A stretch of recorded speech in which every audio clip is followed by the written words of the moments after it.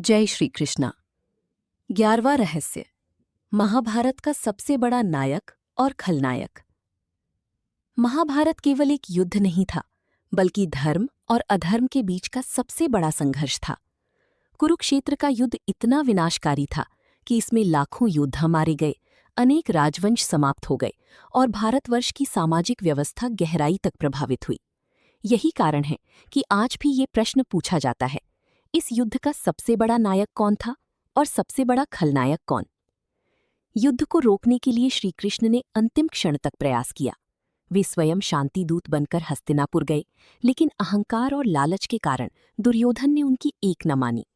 जब युद्ध टल नहीं सका, तब श्री कृष्ण ने अर्जुन का मार्गदर्शन किया और धर्म की रक्षा के लिए स्वयं सारथी बने। यही कारण है कि उन्हें महाभारत का सबसे महान नायक माना जाता है। दूसरी ओर भीष्म पितामह को भी महान नायक कहा जाता है। उनकी प्रतिज्ञा, त्याग, ज्ञान और युद्ध कौशल अद्भुत था। लेकिन कई विद्वानों का मानना है कि द्रौपदी के अपमान के समय उनका मौन रहना अधर्म का समर्थन था। इसलिए कुछ परिस्थितियों में उनकी भूमिका पर प्रश्न भी उठते हैं।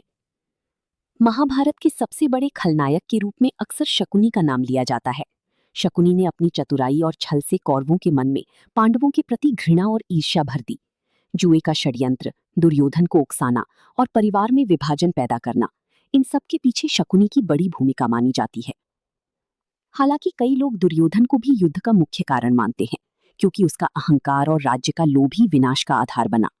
वहीं कुछ लोग मानते हैं कि यदि भीष्म, द्रोण और धृतराष्ट्र समय रहते अन्याय का विरोध करते तो ये युद्ध टल सकता था।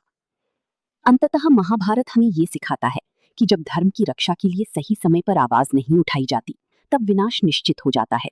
और इसी कारण इस महाकाव्य में श्री कृष्ण को धर्म, नीति और सत्य का सर्वोच्च नायक माना जाता है। जय श्री कृष्णा।